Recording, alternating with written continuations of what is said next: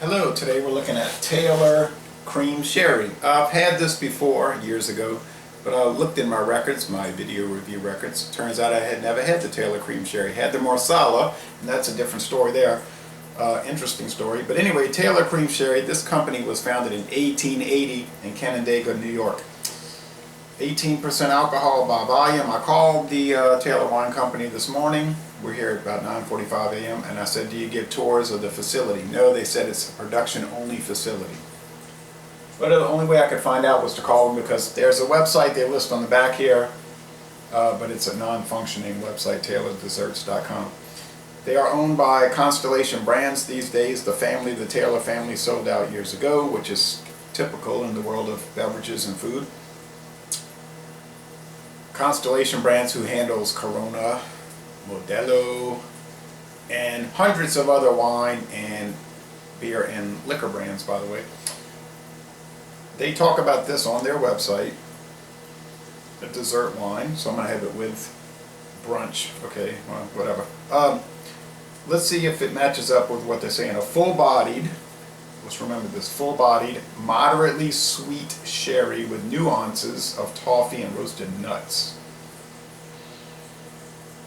Okay, serve chilled or at room temperature. I'm going to go with room temperature. It's supposed to be $4.99 at Walmart. I got home and looked at the receipt. It was $5.28. I was a little irritated. They got me for 29 cents. No, I don't think they're actively trying to scam people. I just think they're sloppy with their tags.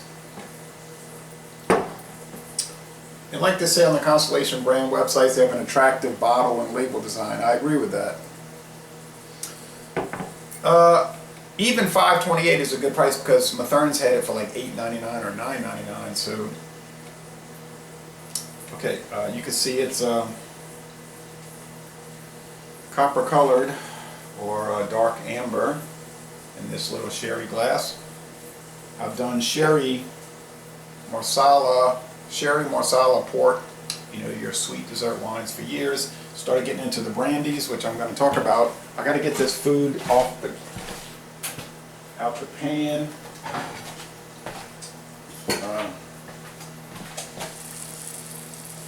People say that pan is like, what's all that black carbon, you know, it's dirty. It's not dirty. It's Magnolite. When I bought this, the instructions on the pan say to cure it. Cure it. What does that mean, cure it? They said put some cooking oil in the pan, and you basically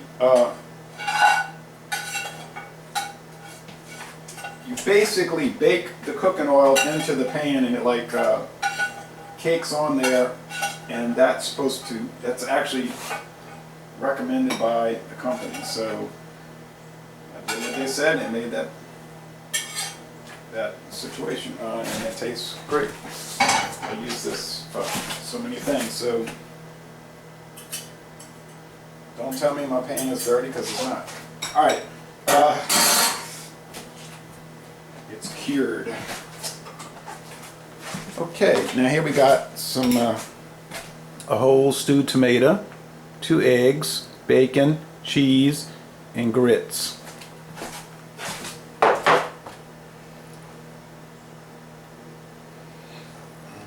Okay, and cut these eggs up a little bit with this little, utility knife that I've had forever. Just keep sharpening it. Cuts like a jewel.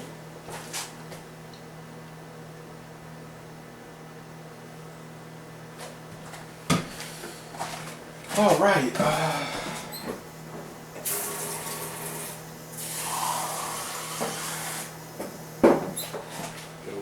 As well. On with the show. Alright. I was thinking before I did it, I usually do that, it's never really off the cuff. I think about what I'm going to talk about, and if I can remember, I'll do it. Remind me to get into the brandies later, as if that was possible. Okay, I forgot to cut up the tomato. Got some onions cut up in here. I mean, this is Louisiana. beer reviews channel, not doing beer today, you know what I mean, my channel. What do you think? I'm not going to have onions? Okay, extra sharp cheddar. What else? Okay, so hungry. I need, some people say you need to gain weight. I'm within that State Farm, you know, their biomass chart range, maybe low average. I used to be high average, so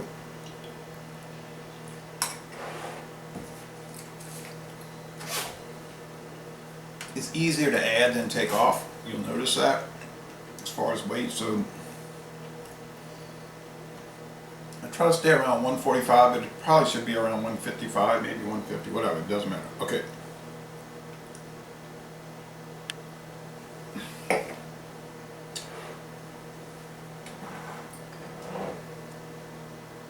Moderately sweet with nuances of toffee and roasted nuts. Okay. Definitely toffee and roasted nuts, there's no doubt about it. I mean, if you read these companies' labels, it almost always matches. It almost always matches. I've started doing that the last year or so. So they're obviously tasting it.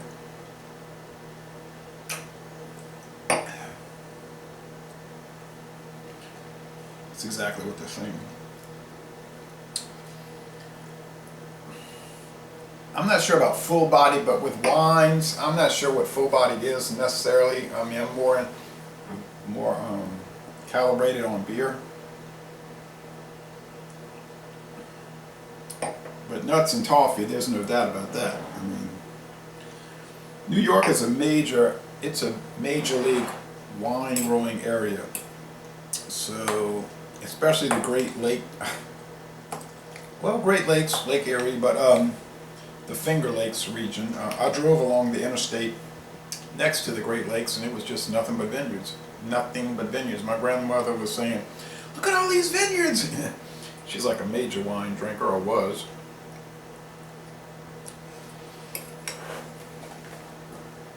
I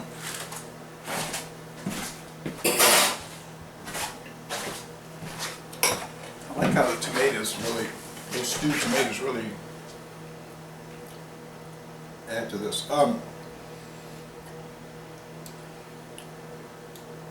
a little irritated about the $4.99. Even if it was 1 penny, I'd be irritated because it's like, it's not that hard to get the tags right. Do the stuff right. There's a date code on here. I don't know what it means, but I know that it's saying something about 016. 04, it's probably like April 2016. It's pretty fresh.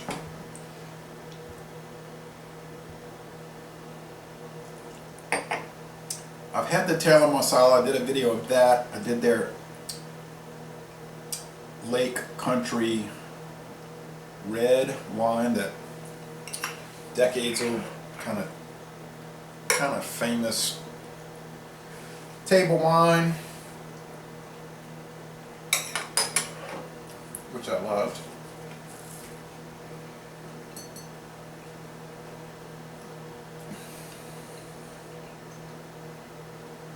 Is it the best sherry on the planet? Obviously not. You can pay $7,000, $8,000 for a bottle of the best sherry on the planet. It's probably way more than that. Is it a good mass-produced, easily available, enjoyable sherry? Absolutely. Absolutely.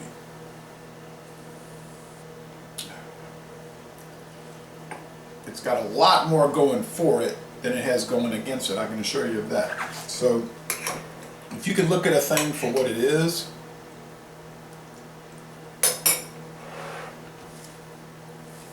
I think you'll really appreciate it.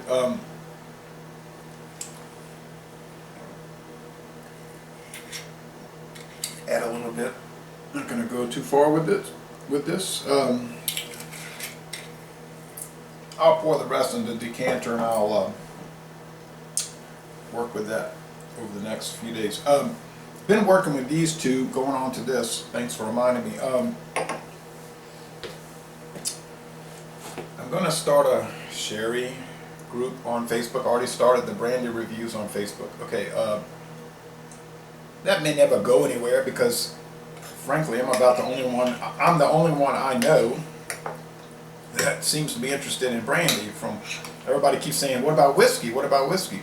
There's no "what about whiskey." Everybody's doing that. That's the thing: whiskey, Scotch, bourbon. Okay, so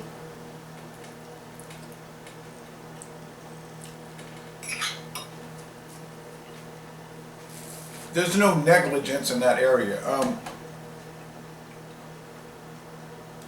And I told the guys asking me about that, I said, I will look at whiskey, Scotch, brandy in about 12 years. I'm thinking it's going to take me about that long to get through the brandy sherry thing. I'm saying a minimum of 12 years. So I don't like to just run through things, I like to really work on them. So I've been doing the beer for 20 years.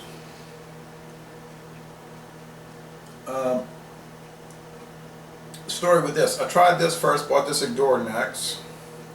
I don't know what the condition that store's in because the roof fell in last week, April 30th. It rained so hard. They had just finished renovating the store. It was beautiful. They did a great, beautiful job. And then I saw the video. It was raining inside the store. It was like a rainstorm inside the store, right in the liquor section. I'm like, okay, I feel bad for these people. And now, what am I going to do to go back and get more stuff? But I mean, I'm well stocked, so I don't need to go back until later in the summer, really.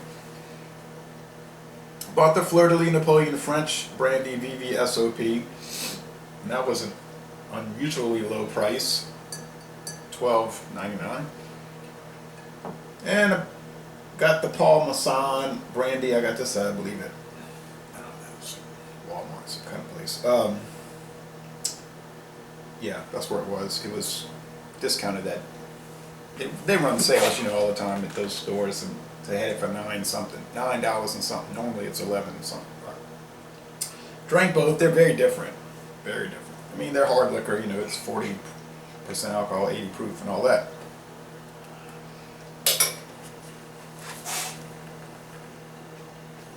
But like you, most of you, the viewers, you know, I try to think on something instead of just drink on it.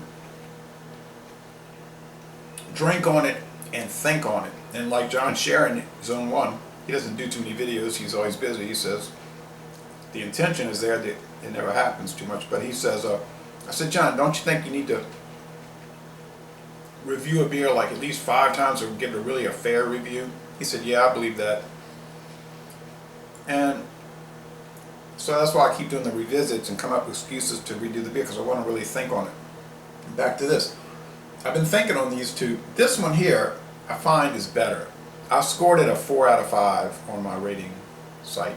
Excellent. This one, I gave it 3 out of 5. Good, not excellent. It's good. I drank some this morning. It's good. It's good. Okay, it's good.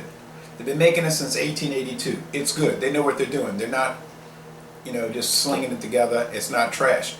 You could buy Albertson's brandy, which is like a huge jug, a plastic jug, but I saw that and I was like, I'm not buying this. But maybe it's good. I don't know. It's so aesthetically unappealing, right? So this has a nice bottle design. It has a real cork. It's not a plastic cork. It's real wood. You know, the cork and everything. Okay. But I find it's a little too toffee. It's a little too caramel. It's a little too candy. It's a little too sweet or something. I mean, but you might prefer that. This one is more like black pepper. It's got such a strange, you know, thing to it. Well, you can see it's lighter, right? Gold, amber. But there's this peppery note. I say it's like black pepper. It isn't. It isn't black pepper, but it's like it. And it's smoother, and the body's different, and there's some sublimity, you know, sublime. There are sublime qualities to it. I think it's the kind of product that a lot of people would just pass up and wouldn't give it a second glance. They're going to go straight to Hennessy and Courvoisier, the cognacs, which I intend to do. But I said, you know, that's what appeals to me more than anything, right? The oddity of it. And there's no website, and there's no information, and no one's had it. That's a fascinating product. So I had to give it an excellent score. But good, good. If you want a good brandy, good, good, good, no complaints. Although I had, as you've just noticed, I took some issues with it, but it's not complaints. It's just, I'm comparing the two. They're not really the same. This is VS, that's VVSOP, so that's not even fair. You know, it's like comparing a NASCAR race to badminton. It's not really fair. Okay, so would I recommend both? Obviously, yes. Good and excellent, yeah, you recommend. Okay, so up on tap, or on deck, I should say on deck, you know, E&J VS Brandy, original since 1975. Only 41 years. These people since 1882. 1975, they decided to get into the game, and it became the #1. I mean, this is sold in everywhere. This is the Budweiser, the Bud Light of brandy. You go in any spirits outlet in America, it's going to be there. Now, whether it's good, I don't know. I thought I was getting a deal. It's $3.89 for this small flask type thing. I said, oh yeah, I'm getting a good deal. Go to Albertsons, they got it for 50 cents cheaper per bottle. I said, okay, got ripped off. But other places it was over $4 for that little number there. Then someone was telling me this is the best of the whole lot, the E&J XO Extra Smooth Limited Release Brandy. Bought this at Matherne's. It was about $12.99, but it was on sale. They had a sales tag on it, and I said, yeah, I'll put it off and say I'll go back later, and then it'll be $15.99, you know, when I go back. So I said, let me just get it and put it in a dark cabinet. It's not going to go bad, obviously. So someone's saying you need to really look at this one, and it's got a whole little article on the back by Scott DeSalvo, the Cellar Master. Their website is pretty well extensive. It's got just pages of cocktails you can make with their brandies. In each one, it's not just like a do this, you know, it's like XO, here's the cocktails. VS, here's the cocktails. Here's the food pairings. Here's same thing with Parmesan. Lots of information. So anyway,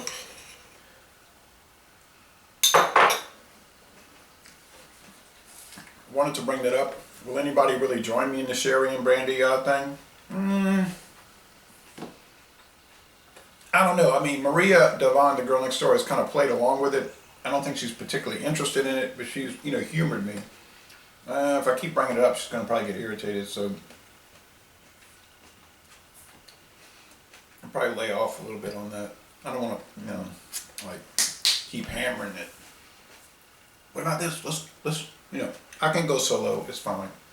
So anyway, I'm not rating this. I don't really do ratings for formerly the off track. Can't really say it's off track anymore if this is the case. How's that off track? That's kind of like the track, right?